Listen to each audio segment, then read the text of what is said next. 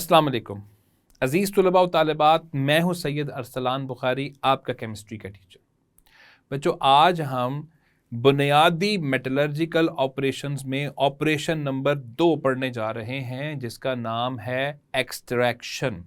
हम देखेंगे कि कॉन्सनट्रेटेड ओर, जिसको हमने गुज़िश्ता ही लेक्चर में पढ़ा है, उसमें से मेटल की एक्सट्रैक्शन किस तरह की जाती है। बच्चों, आज के इस उन्वान में हम 3 सवालात पढ़ने जा रहे हैं। दर हकीकत कौन कौन से? इसमें हम 3 मुख्तलिफ अमल पढ़ेंगे और वो तीनों ही अलग अलग वक्तों में बोर्ड के पेपर में इंशाइया तर्ज के सवालात की सूरत में आ चुके हैं। तो आज का उन्वान बड़ा ही अहम है, क्योंकि उसमें एक नहीं, दो नहीं, बल्कि हम 3 सवालात को पढ़ने जा रहे हैं। तो चलते हैं बोर्ड की तरफ और आपको लेके चलते हैं केमिस्ट्री की दुनिया में। तो बच्चों, अब आते हैं दूसरे हिस्से पर मेटलर्जी के। पहले हिस्से में हमने ओर की कॉन्सेंट्रेशन पढ़ी। हमने देखा कि किस तरह तबई अमल करते हुए हम ओर के अंदर से मेटल वाले हिस्से को अलहदा, जबकि गैंग वाले हिस्से को अलहदा कर लेते हैं। अब हम दूसरे हिस्से की तरफ जा रहे हैं और दूसरा हिस्सा है कॉन्सेंट्रेटेड ओर से मेटल की एक्सट्रैक्शन। अब यहाँ पर बहुत सारे बच्चे सोचेंगे कि सर, ये कॉन्सेंट्रेटेड ओर कहाँ से आ गया? तो बच्चों, कॉन्सेंट्रेटेड ओर वही है जो हमने क्रश्ड ओर को, जब हमने उसकी कॉन्सेंट्रेशन की है ना, उसमें से मेटल वाले हिस्से को अलहदा किया, यानी बड़ा हिस्सा अलहदा किया और गैंग को अलहदा किया, तो उस अमल का नाम था कॉन्सेंट्रेशन। तो कॉन्सेंट्रेशन के बाद वो ओर बन गया कॉन्सेंट्रेटेड ओर।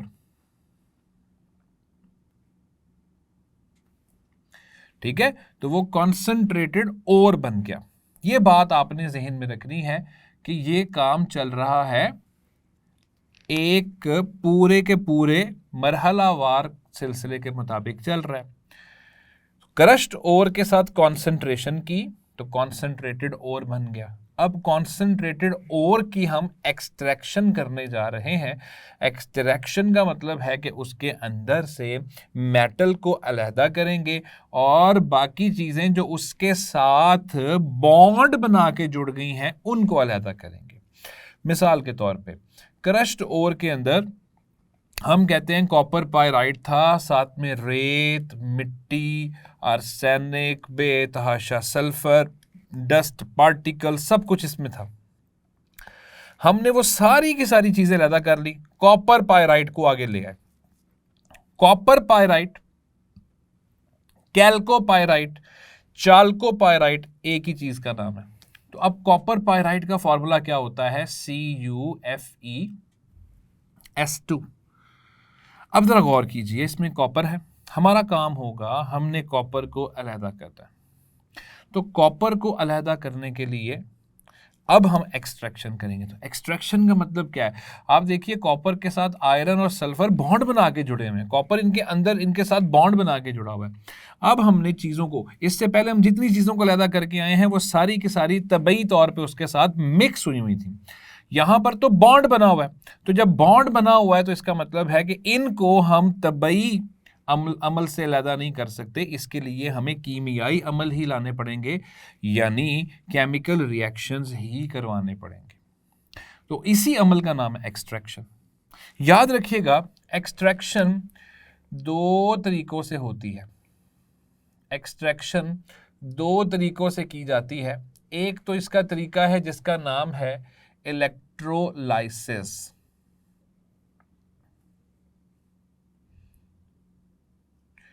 जी हाँ बच्चों, ये इलेक्ट्रोलाइसिस वही अमल है जो आप लोग इससे कबल नहम क्लास में पढ़कर आ चुके हैं। इलेक्ट्रोलाइसिस में हम करंट गुजारते हैं और करंट गुजार के किसी भी चीज के अंदर मौजूद चीजों को और ज़र्रात को अलहदा कर लेते हैं। इस तरीके का नाम है इलेक्ट्रोलाइसिस। एक तो ये अमल है, लेकिन आपके कोर्स में जिस अमल का तज़किरा किया जा रहा है उसका नाम है केमिकल रिडक्शन। तो हम इस दूसरे अमल को पढ़ेंगे जिसका नाम है केमिकल रिडक्शन। यहां पर बहुत सारे बच्चे ये सोचेंगे कि सर ये वही रिडक्शन है जो हम क्लास में पढ़कर आए हैं, ऑक्सीडेशन के साथ रिडक्शन। तो मैं आपको बताऊंगा कि ये वो वाला रिडक्शन नहीं है। अच्छा, उस रिडक्शन में क्या होता था सोचिए, ऑक्सीजन खारिज होती थी, हाइड्रोजन को दाखिल किया जाता था, इलेक्ट्रॉन दाखिल होता था। इन 3 कामों से रिडक्शन होती थी। अब वो 3 काम यहाँ कैसे हो सकते हैं? इसमें ऑक्सीजन है ही नहीं जो ये खारिज करे, हाइड्रोजन ये अपने अंदर शामिल कर नहीं सकता, इलेक्ट्रॉन ये अपने अंदर शामिल कर नहीं रहा, तो इसका मतलब है रिडक्शन कैसे हो रही है? तो याद रखिएगा बच्चों, यहाँ पर हम जो लफ्ज़ इस्तेमाल कर रहे हैं वो केमिकल रिडक्शन का कर रहे हैं, और केमिकल रिडक्शन का मतलब होता है किसी भी चीज की मिकदार में कमी। जब हम किसी भी चीज की मिकदार में कमी कर देते हैं तो वो भी केमिकल रिडक्शन ही कहलाता है। मिसाल के तौर पे ये रिडक्शन का जो लफ्ज़ है ये इंग्लिश का लफ्ज़ है जो निकला है रिड्यूस से, और रिड्यूस का मतलब होता है कम कर देना। दर हकीकत हम इसके साथ कुछ ऐसे काम करने जा रहे हैं जिसकी वजह से हम इसकी मिकदार को कम से कम करते चले जाएंगे। असल में हमारा ताल्लुक किसके साथ होगा बच्चों? फोकस करें, गौर कीजिए कि हम इसमें से कॉपर को अलहदा करेंगे। अब जाहिर है कि ये 3 चीज़ों से मिलकर बना है। इसमें 3 चीज़ों की हमें क्या नज़र आ रही है? परसेंटेज या मिकदार नज़र आ रही है। कॉपर है, आयरन है, सल्फर है। हम क्या करने जा रहे हैं? हम इसमें से सिर्फ कॉपर को टारगेट करके अलहदा करने जा रहे हैं। गोया साबित हुआ कि ये एक बड़ी मिकदार में है और हम उसमें से एक छोटी सी मिकदार अलहदा करने जा रहे हैं, बाकी चीज़ों को अलहदा करेंगे। जिससे क्या होगा? इसकी जो ज़्यादा वाली मिकदार है वो कम हो जाएगी। इस अमल का नाम है केमिकल रिडक्शन। तो यहाँ पर कोई रिडॉक्स रिएक्शन हम नहीं करवाने जा रहे बच्चों, ये बात ध्यान में रखिएगा। आप यहाँ पे ऑक्सीडेशन और रिडक्शन वाली बात लेकर मत आइएगा। हाँ, जितने भी केमिकल रिएक्शंस हम यहाँ पढ़ेंगे हो सकता है कि उसके अंदर, और यकीनी बात है कि उसके अंदर हमें कुछ रिडॉक्स रिएक्शंस भी नज़र आएंगे, लेकिन वो हमारा आज का मौजूए बहस नहीं है। हम केमिकल रिडक्शन से मुराद यहाँ पे क्या लेंगे कि इनकी मिकदार को कम करेंगे। कैसे करेंगे? हम सबसे पहला काम जो यहाँ चलाएंगे उसका नाम है रोस्टिंग। ये पहला अमल है जिसका नाम है रोस्टिंग। और बच्चों ये बात मैं आगाज में ही बता के आ चुका हूं कि जो चीज़ें केमिकल बॉन्ड बना के जुड़ी होती हैं उनको केमिकल रिएक्शंस के ज़रिए ही अलहदा किया जाता है, उनको हम तबई अमल से अलहदा नहीं कर सकते। तो इस पूरे काम में जिसको हम पढ़ रहे हैं जिसका नाम है एक्सट्रैक्शन मेटल की, वैसे एक्सट्रैक्शन का जो लफ्ज़ होता है उसका मतलब होता है अलहदगी, बाहर निकाल लेना। हम जो मेटल को बाहर निकालने जा रहे हैं इस पूरे अमल में हम लोग क्या करेंगे? हम लोग ये करेंगे बच्चों कि हम केमिकल रिएक्शंस, कीमियाई रिएक्शंस करा के चीज़ों को अलहदा करेंगे। उसमें से पहला काम हम करेंगे रोस्टिंग। रोस्टिंग का हम क्या करेंगे? जब कंसंट्रेटेड ओर को बुलंद टेम्परेचर पर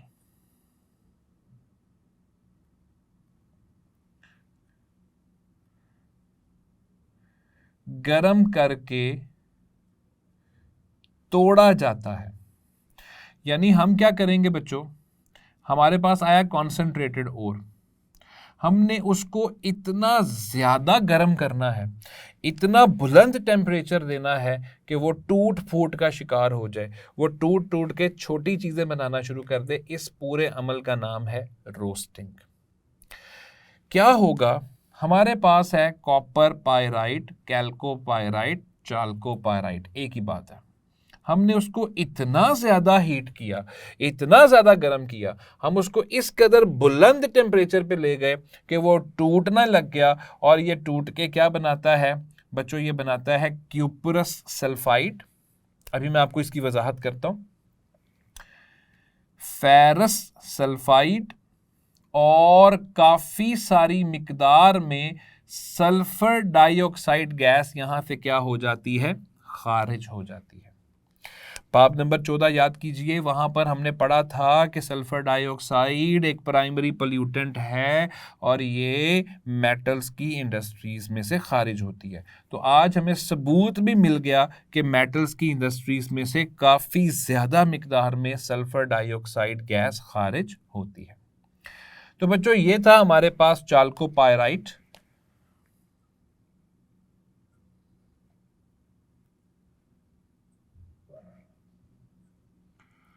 हमने चाल्कोपाइराइट को किया बहुत ज़्यादा गर्म, बुलंद टेम्परेचर पे, इससे बन गया क्यूप्रस सल्फाइड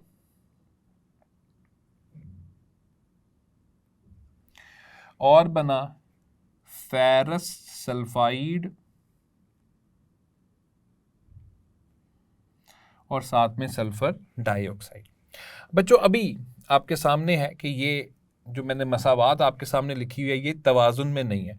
बहुत सारे बच्चे सोचेंगे, वो कहेंगे कि सर इसमें आपने ऑक्सीजन बना दी है, ये ऑक्सीजन कहाँ से आई? तो इस चीज़ को हम गर्म करते हैं ऑक्सीजन की बहुत ज़्यादा मिकदार में, तो इसके साथ हमें ऑक्सीजन भी लिखना है, जिससे जो तारीफ है वो भी थोड़ी सी बदल जाएगी। जब कॉन्सेंट्रेटेड ओर को बुलंद टेम्परेचर पर ऑक्सीजन की मौजूदगी में गर्म किया जाता है तो वो टूट जाता है और उसके टूटने से वो अपने छोटे छोटे हिस्सों में टूट जाता है, मुख्तलिफ कंपाउंड्स में टूट जाता है और इस पूरे अमल का नाम है रोस्टिंग। बच्चों ये मसावात इस वक्त हमें तवाजुन में नज़र नहीं आती है। तो आप देखिए कॉपर यहाँ पर 2 है तो इसलिए मैं यहाँ पे 2 लगा दूंगा। चूँकि आयरन भी 2 हो गए हैं इसलिए मैं आयरन के साथ भी 2 लगाऊंगा। अब हम बाकी की मसावात को तवाजुन में ले आते हैं। सल्फ़र देखिएगा जब ये 2 इस 2 से मल्टीप्लाई होगा तो 4 सल्फ़र हो जाएंगे। आप देखिए 2 सल्फ़र यहाँ है, एक यहाँ है, एक यहाँ है, तो तवाजुन में आ गई है पूरी की पूरी मसावात। अब सवाल ये पैदा होता है कि हमने यहाँ पे लफ्ज़ क्यूप्रस और यहाँ पे लफ्ज़ फेरस क्यों इस्तेमाल किया है? तो अजीज़ तलबा याद रखिएगा कि कॉपर के ऊपर 2 तरह का चार्ज आता है। एक वो कि जिसमें इस पे +1 चार्ज आता है और दूसरा वो जिसमें इसके ऊपर +2 चार्ज आता है। इसी तरह आयरन के ऊपर भी 2 तरह का चार्ज आता है, एक जब उस पे +2 आता है और एक जब उसके ऊपर +3 चार्ज आता है। याद रखिएगा जब उस पे कॉपर की बात कर रहा हूं, जब कॉपर पे +1 चार्ज आए, मस्बत 1 चार्ज आए, तो इसको नाम दिया जाता है क्यूप्रस,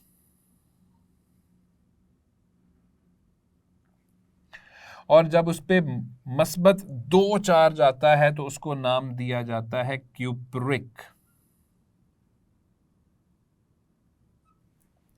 इसी तरह जब आयरन के ऊपर मस्बत 2 चार्ज आए तो उसको नाम दिया जाता है फेरस, और जब उसके ऊपर मस्बत 3 चार्ज आता है तो उसको नाम दिया जाता है फेरिक। और अजीज तलबा व तालिबात याद रखिएगा ये मामला सिर्फ कॉपर और आयरन के साथ नहीं है, बहुत सारे मेटल्स के अंदर हमें इस तरह नजर आता है कि वो मुख्तलिफ ऑक्सीडेशन स्टेट्स दिखाते हैं। उसमें जो कम वाली ऑक्सीडेशन स्टेट होती है आम तौर पे उसके एंड पे अस लग जाता है, और जिनमें उनकी ऑक्सीडेशन स्टेट ज़्यादा होती है उनके एंड पे इक लग जाता है, जैसे कि लेड। अब लेड के ऊपर भी या तो +2 चार्ज आता है या +4 चार्ज हम उसके ऊपर देखते हैं ज़्यादातर कंपाउंड्स में। तो +2 आएगा तो हम उसे कहते हैं प्लम्बस, क्योंकि लेड का सिंबल होता है Pb, प्लम्बस। और जब हम उस पे +4 की ऑक्सीडेशन स्टेट देखते हैं तो उसका नाम आ जाता है प्लम्बिक। तो अजीज तलबा आप देखिए कि यहां पर सल्फर की ऑक्सीडेशन स्टेट है -2। आप ऑक्सीडेशन स्टेट का कॉन्सेप्ट ना हम क्लास में पढ़कर आए हैं तो हमें ज़्यादा उसके ऊपर गौर करने की, अब बहुत ज़्यादा हमें उसके ऊपर एक्स्ट्रा इजाफी नॉलेज की ज़रूरत नहीं है। बस वही चीज़ जो इल्म आपने पहले हासिल किया वो दिमाग में ले आए। सल्फर की ऑक्सीडेशन स्टेट क्या है? -2। तो कॉपर के ऊपर चूंकि 2 एटम्स हैं तो इसका मतलब है एक एटम के ऊपर चार्ज आएगा +1, तो कॉपर की होगी +1। यहां पर चूंकि कॉपर की ऑक्सीडेशन स्टेट +1 है, तो +1 है तो हम लफ्ज क्या इस्तेमाल करेंगे, क्यूप्रस। इसी तरह चूंकि सल्फर के ऊपर चार्ज है -2, -2 चार्ज है, इसीलिए आयरन पे आएगा -2 चार्ज। तो -2 जब आता है तो हम कहते हैं कि वो कौन है, फेरस। इसीलिए बच्चों मैंने इनका नाम क्या लिखा है, क्यूप्रस सल्फाइड, और साथ में क्या लिखा है, फेरस सल्फाइड।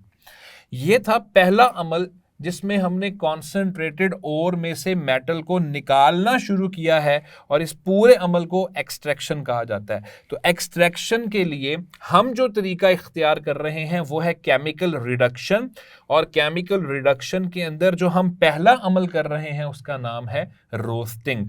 तो रोस्टिंग में हमने चाल्कोपाइराइट को, जो भी ओर है, हमें चाल्कोपाइराइट दिया गया है, हमने उसको ज्यादा ऑक्सीजन, बेतहाशा ऑक्सीजन की मौजूदगी में क्या करना है, इतना शदीद गर्म करना है कि वो टूट जाए। तो जब चाल्कोपाइराइट टूटता है तो वो क्यूप्रस सल्फाइड, फेरस सल्फाइड और ढेर सारी सल्फर डाइऑक्साइड के अंदर मुंतकिल हो जाता है। अब जरा गौर करें कि ये दोनों चीजें रोस्टिंग के बाद बनी हैं। सल्फर डाइऑक्साइड तो निकल गई, मैंने इसीलिए उसके साथ आप देखें एरो लगाया हुआ, तो सल्फर डाइऑक्साइड तो निकलती रहेगी पॉल्यूटेंट के तौर पे। पीछे कौन बचेगा, पीछे आपके पास बच जाएगा क्यूप्रस सल्फाइड और फेरस सल्फाइड।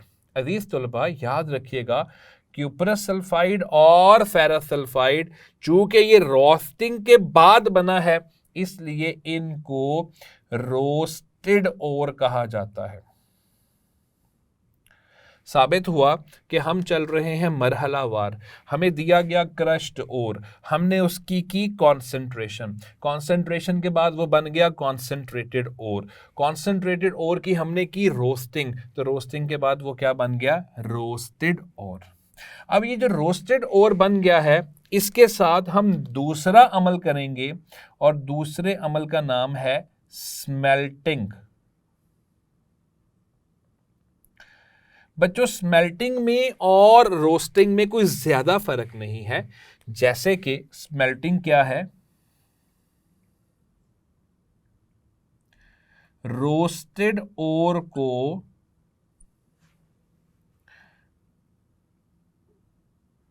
ऑक्सीजन की मौजूदगी में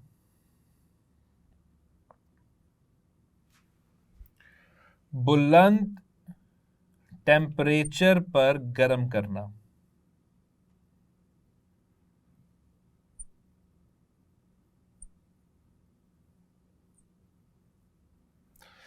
अच्छा जी, हमने रोस्टिंग में भी तो यही किया था। गौर कीजिए बच्चों, रोस्टिंग में भी हमने यही किया था कि कंसंट्रेटेड ओर को ज्यादा ऑक्सीजन की मौजूदगी में शदीद गर्म किया था।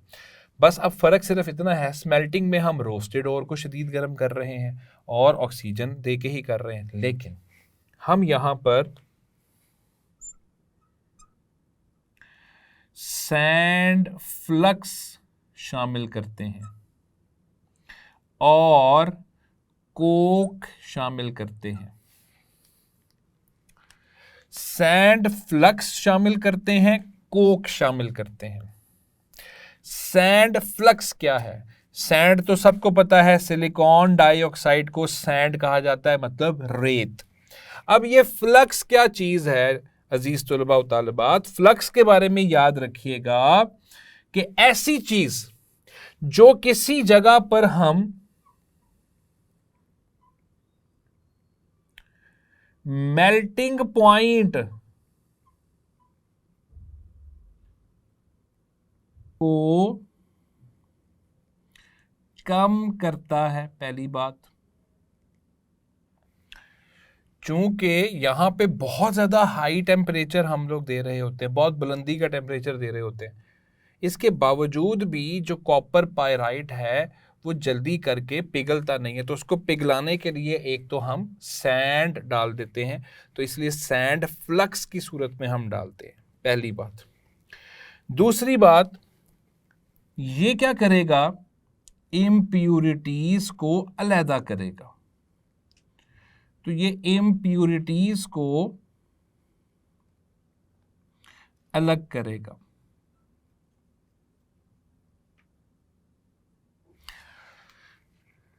याद रखिएगा डियर स्टूडेंट्स कि इसमें जो हम सैंड फ्लक्स ऐड कर रहे हैं, ये सैंड फ्लक्स ऐड करने के दो मकासद हैं। एक तो मेल्टिंग पॉइंट किसका, चाल्कोपाइराइट का मेल्टिंग पॉइंट कम करना।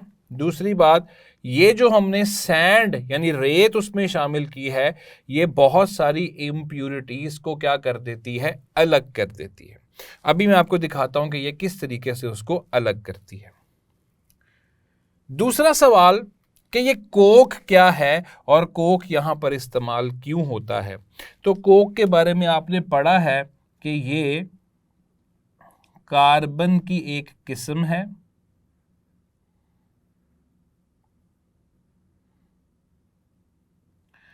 और बाब नंबर 11 में हम पढ़कर आ चुके हैं कि कोक बनता है जब हम कोयले की जब हम क्या करते हैं, डिस्टिलेशन करते हैं, जिसका नाम है डिस्ट्रक्टिव डिस्टिलेशन, उससे कोक बन जाता है। अब ये कोक यहां पे शामिल करने की ज़रूरत क्या है। कोक इसलिए हम शामिल करते हैं क्योंकि हमने यहाँ पे ज़्यादा टेम्परेचर देना होता है और कोक जब अंदर थोड़ा सा बर्न होता है तो उससे एनर्जी पैदा होती है, यानी टेम्परेचर बढ़ता है, मगर साथ ही साथ ये वहाँ पे टेम्परेचर को कम भी करता है। यानी आप यूं कह लीजिए कि कोक को शामिल करने का पहला काम क्या है कि ये वहाँ पे टेम्परेचर को बरकरार रखेगा। किसी जगह पे टेम्परेचर हमें ज़्यादा चाहिए होता है, किसी जगह पे कम करना पड़ जाता है। तो कार्बन की ये किस्म जिसका नाम है कोक, पहला काम इसका ये है कि ये वहां पर टेम्परेचर को बरकरार रखता है, टेम्परेचर के उतार चढ़ाव में अपना किरदार अदा करता है। ये इसका पहला काम है। जबकि कोक का दूसरा काम सुनिएगा बच्चों, कोक का दूसरा काम क्या है कि ये वहां पर रिडक्शन करता है।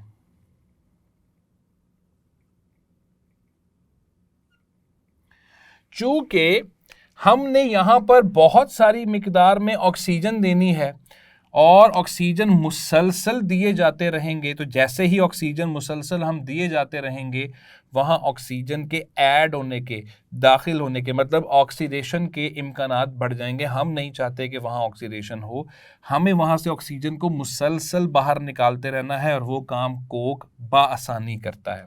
तो कोक को शामिल करने के अंदर दो हमारे पास फ़ायदे हैं, इसी तरह सैंड को शामिल करने के अंदर दो फ़ायदे हैं। अब देखते हैं कि ये दोनों किस तरीके से काम करते हैं। सबसे पहले आप ये देखें कि रोस्टिंग के नतीजे में क्या बना। रोस्टिंग के नतीजे में बना क्यूप्रस सल्फाइड और फेरस सल्फाइड। इनमें से ये जो हम देख रहे हैं, ये मैं स्मेल्टिंग आपको बता रहा हूं कि स्मेल्टिंग में क्या होता है। इनमें से फेरस सल्फाइड जिसका फॉर्मूला है FeS, जब ये ऑक्सीजन की मौजूदगी में जलता है या ऑक्सीजन की मौजूदगी में हम इसको गर्म करते हैं तो इससे बनता है ferric oxide, ferrous oxide, FeO उसका फॉर्मूला है। फेरस ऑक्साइड बन जाता है और फिर से काफ़ी सारी मिकदार में सल्फर डाइऑक्साइड खारिज हो जाती है। तो ये था फेरस सल्फाइड और इस फेरस सल्फाइड से बन गया फेरस ऑक्साइड। अच्छा, ये जो फेरस ऑक्साइड बना है ना, हम क्या करते हैं, इस फेरस ऑक्साइड के अंदर हमने जो सैंड डाली है, जो रेत डाली है, वो हम इसके अंदर क्या कर देते हैं, शामिल कर देते हैं। तो अब ये मसावात आप देख लें, ये मसावात बिल्कुल तवाजुन में पड़ी हुई है। तो ये है फेरस ऑक्साइड जो इस मरहले में बना, उसके साथ सैंड शामिल होती है और जैसे ही सैंड और फेरस ऑक्साइड मिलते हैं ये बनाता है आयरन सिलिकेट जिसका फॉर्मूला है FeSiO3, या आप इसको फेरस सिलिकेट भी कह सकते हैं। आयरन सिलिकेट कह लें या फेरस सिलिकेट कह लें।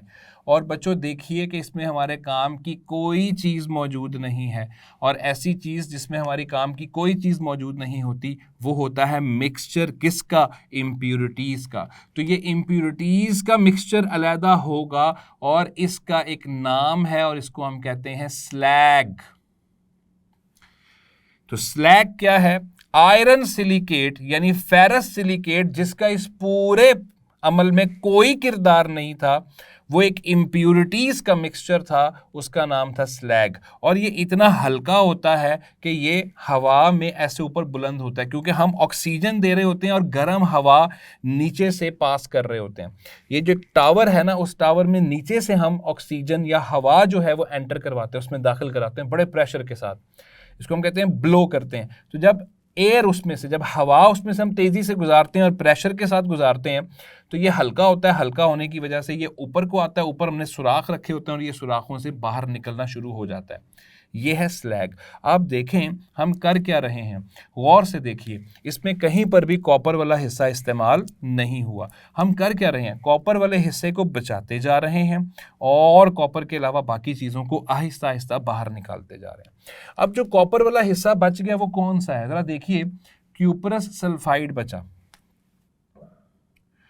क्यूपरस सल्फाइड के साथ भी हम यही काम करते हैं, ऑक्सीजन देते हैं और ऑक्सीजन दे के उसको किसमें मुंतकिल करते हैं, उसको तोड़ते हैं, उसका रिएक्शन कराते हैं। इससे क्या होता है, इससे क्यूपरस ऑक्साइड बनता है, बिल्कुल उस तरह जिस तरह ऊपर ये अमल हुआ। और साथ में फिर से क्या बनता है, सल्फर डाइऑक्साइड गैस। अजीज तुलबा और तालिबात, ये वाला रिएक्शन आपकी किताब में स्मेल्टिंग के अंदर नहीं लिखा हुआ, लेकिन दर हकीकत ये स्मेल्टिंग के अंदर हो रहा होता है। देखिए ये आपके सामने जो मसावात है, ये इस वक्त हमें बैलेंस महसूस नहीं होती है, इसको हम बैलेंस कर लेते हैं। ज़रा गौर से देखिए कि मेरे पास ऑक्सीजन एक यहाँ है और दो यहाँ है, 3 ऑक्सीजन है। तो क्यों ना हम इसके साथ 2 लगा लें, ताकि ऑक्सीजन का जो इवन नंबर है, ऑड नंबर है, उसे ख़त्म करके हम इवन नंबर में आ जाएं। अच्छा, अब देखते हैं, ऑक्सीजन तो 4 हो गए, लेकिन कॉपर भी 4 हो गए हैं। तो कॉपर के लिए हम यहाँ पे 2 लगा देंगे, कॉपर 4 हो गए, ठीक है। लेकिन सल्फर भी 2 हो गए हैं, तो सल्फर के लिए हम 2 लगाएंगे। अब ऑक्सीजन को बैलेंस कर लेते हैं, हमारे लिए मसला आसान हो गया। ऑक्सीजन 2 यहाँ पर हैं, 4 यहाँ पर हैं, 6। तो ऑक्सीजन के लिए मैं यहाँ पे 3 लगाऊंगा। साबित हुआ कि इस पूरे अमल में 2 यूनिट किसके इस्तेमाल हो रहे हैं, क्यूपरस सल्फाइड जो रोस्टिंग में बना था। क्यूपरस सल्फाइड को हम गर्म कर रहे हैं तेज़ टेम्परेचर में, और बहुत बुलंद टेम्परेचर पे उसको गर्म करते हैं ऑक्सीजन की मौजूदगी में। इस अमल का नाम है स्मेल्टिंग, और उसके नतीजे में आप देखें क्या बन रहा है, क्यूपरस ऑक्साइड। अब ये क्यूपरस ऑक्साइड किधर जाएगा बच्चों, ये जो क्यूपरस ऑक्साइड बना है ना, ये आयरन सल्फाइड यानी फेरस सल्फाइड के साथ रिएक्शन करेगा। अब बहुत सारे बच्चे सोचते हैं, वो कहते हैं सर ये फेरस सल्फाइड कहाँ से आ रहा है। ये फेरस सल्फाइड वही है जो रोस्टिंग से आता जा रहा है, यानी ये सारे अमल तवातुर के साथ चल रहे हैं, ये बहुत ज़्यादा मरहलावार है। पहले एक जगह पे रोस्टिंग हो रही है, वहाँ से चीज़ें निकल के आगे जा रही हैं, वहाँ स्मेल्टिंग हो रही है, तो पीछे से चीज़ें आती जा रही हैं और आगे भी काम चल रहा है। तो ये वाला जो अमल है, ये जो हम देख रहे हैं फेरस सल्फाइड, ये कौन सा है, ये वो है जो अनरिएक्ट रहा।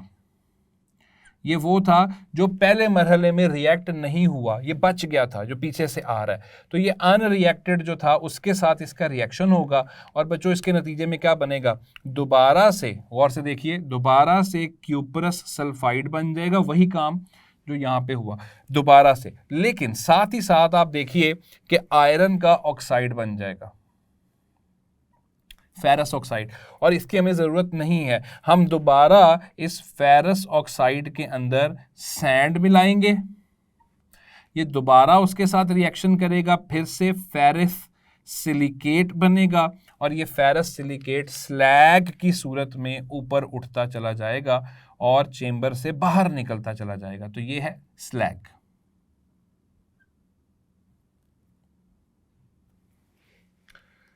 इस तरह क्या होगा, अब जरा गौर कीजिए, अब हमारे पास पीछे क्या बच जाएगा, गौर से देखिए, हमारे पास क्यूपरस ऑक्साइड था जो अगले ही लम्हे इस्तेमाल हो गया, और वो बन गया क्यूपरस सल्फाइड। तो गौर कीजिए कि हमारे पास जो चीज बच रही है वो क्यूपरस सल्फाइड बच रहा है।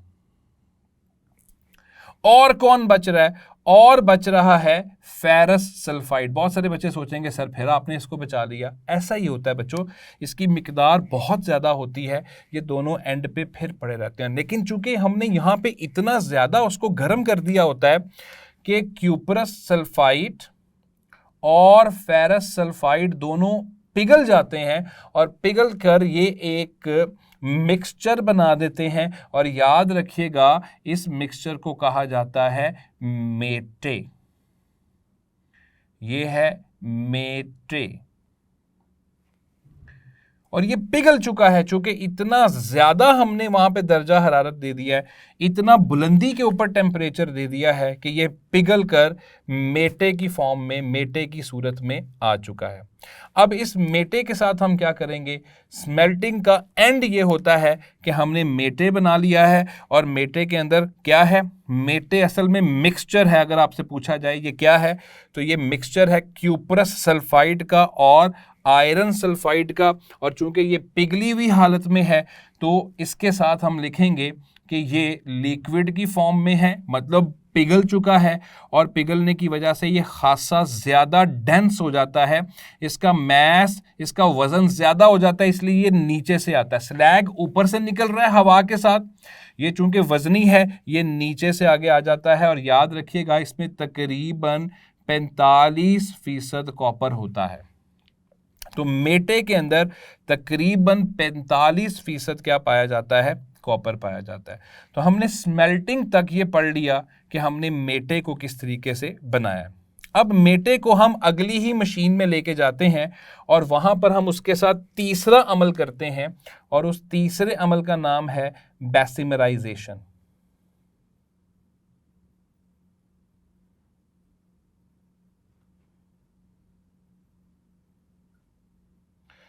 बच्चों ये जो बेसिमराइजेशन है ये एक ख़ास मशीन में चलता है और इस मशीन को हम कहते हैं बेसिमर कन्वर्टर। तो सबसे पहली बात ज़हन में रखिएगा कि ये जो पूरा अमल है वो एक ख़ास मशीन में चलता है और उस ख़ास मशीन को कहा जाता है बेसिमर कन्वर्टर।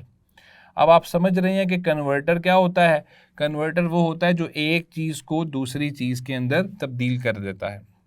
बहुत सारे बच्चे सोचेंगे कि सर यहाँ पे कुछ अनोखा होगा। नहीं, यहां कुछ भी अलग नहीं होगा, यहां वही काम होगा जो स्मेल्टिंग में हुआ है। यहां पर वही काम होगा जो किस में हुआ है? स्मेल्टिंग में हुआ है।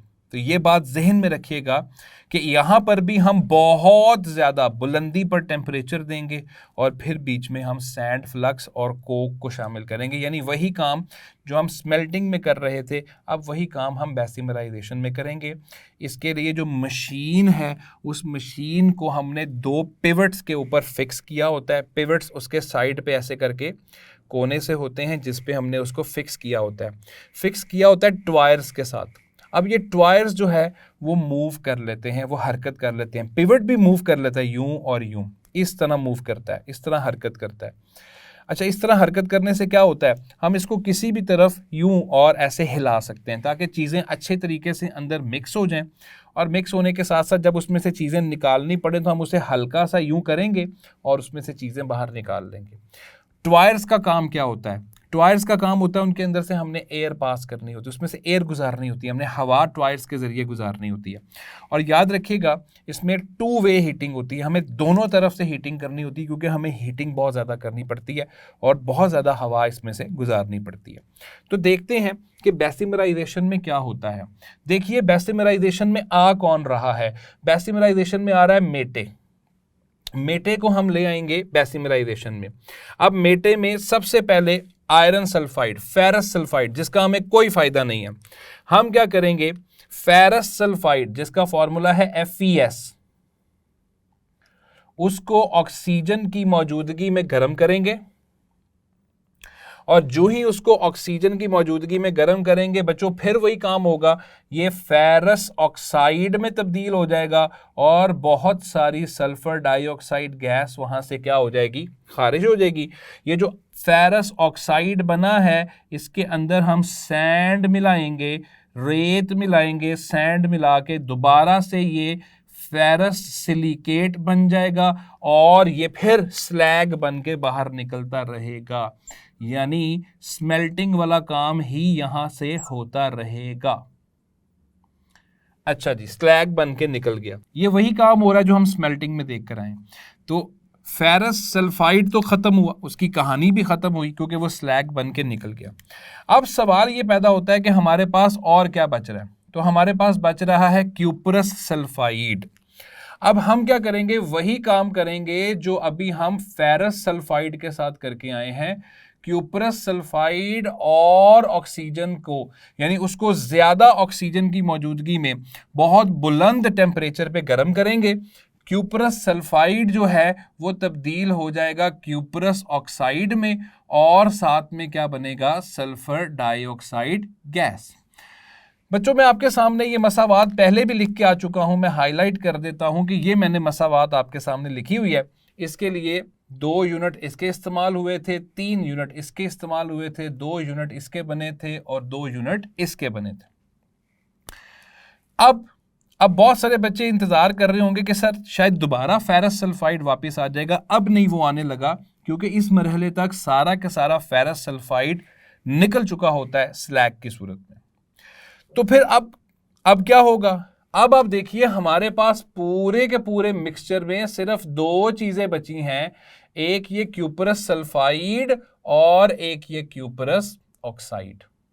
देखिए क्यूपरस सल्फाइड आता जा रहा है, क्योंकि मेटे आया था ना, तो मेटे के अंदर क्यूपरस सल्फाइड था और फेरस सल्फाइड था। फेरस सल्फाइड तो स्लैग बन बन के निकलता जा रहा है। तो आगे कौन आ रहा है, क्यूपरस सल्फाइड। तो क्यूपरस सल्फाइड अब किस में मुंतकिल हो रहा है, क्यूपरस ऑक्साइड में। हमारे पास सिर्फ 2 चीजें बचती हैं बच्चों। अब ये दोनों चीजें यानी क्यूपरस सल्फाइड और क्यूपरस ऑक्साइड आखिरी रिएक्शन दिखाते हैं और ये कॉपर और साथ में बचा कुचा सल्फर डाइऑक्साइड गैस बना के क्या हो जाता है, खारिज हो जाता है। हम सबसे पहले मसावात को बैलेंस करते हैं, तवाजुन में लाते हैं। ऑक्सीजन 1 है, यहाँ 2 है, तो इसके साथ हम 2 लगाएंगे। इस तरह यहाँ कॉपर के 4 एटम्स और ये 2, 6, तो 6 यूनिट्स किसके बनते हैं, कॉपर के। अब देखें इतने लंबे चौड़े काम के बाद बिल आखिर हमने कॉपर को अलहदा कर लिया है और ये जो कॉपर अलहदा हुआ है अब ये एक्सट्रैक्शन हो चुकी है। तो ये एक्सट्रैक्टेड कॉपर कहलाता है, एक्सट्रैक्टेड कॉपर कहलाता है। लेकिन आप देखिए कि ये किस हालत में मिलेगा, ये हमें माया की हालत में मिलेगा क्योंकि पिघल चुका है। बहुत ज़्यादा हमने बुलंदी पे टेम्परेचर दिया तो ये पिघल चुका है। और याद रखिएगा ये जो कॉपर हमें मिला है तकरीबन 98% खालिस होता है। इसके अंदर 98% कॉपर है, ये 98% खालिस होता है। लेकिन इसमें एक छोटा सा मसला है बच्चों। वो मसला क्या है, मसला ये है कि जैसे ही ये माया की हालत में बनता है, पिघला हुआ होता है, तो इसके अंदर जो गैसें हल हुई होती हैं, और वो गैस कौन सी होगी, जाहिर है सल्फर डाइऑक्साइड, जो भी आहिस्ता आहिस्ता निकल रही है उसके अंदर। होता यह है कि जब हम इसको ठंडा होने के लिए रखते हैं, जब ये ठंडा हो रहा होता है तो इसके अंदर से सल्फर डाइऑक्साइड गैस का इखराज शुरू हो जाता है। बच्चों जब इसमें से सल्फर डाइऑक्साइड गैस का इखराज शुरू होता है तो वो गैस जब बाहर निकलती है तो वो एक बबल बनाती है, वो एक बुलबुला सा बना के फिर बाहर निकलती है, जिसकी वजह से इसके ऊपर से जब बुलबुले उठते हैं, ये काम हमें पानी में भी होता हुआ नजर आता है। हम देखते हैं कि पानी में जो मीथेन पैदा हो जाती है, अक्सर आपने किसी जगह पे खड़ा हुआ पानी देखा हो ना, जो बड़े अरसे से खड़ा हुआ है, बड़े दिनों से खड़ा हुआ है, आपको नजर आएगा कि उसके अंदर बुलबुले बन रहे हैं थोड़ी थोड़ी देर के बाद। होता क्या है कि उसके अंदर जितनी भी चीज़ें ऑर्गेनिक होती हैं वो टूट फूट का शिकार होती हैं, उनसे मीथेन गैस बनती है। वो मीथेन गैस ऊपर की तरफ आती है, जब वो ऊपर आती है तो एक बुलबुला बनता है और मीथेन गैस जब बाहर निकल जाती है बुलबुला फट जाता है। यही मामला यहाँ पर होगा कि ये हमारे पास सल्फर पड़ा होगा जो कि माया की हालत में पिघला हुआ है, लेकिन जब उसको हम ठंडा करेंगे तो उसमें से सल्फर डाइऑक्साइड गैस उठेगी, जिसकी वजह से ये थोड़ा सा स्वेल हो जाएगा। फूल जाएगा।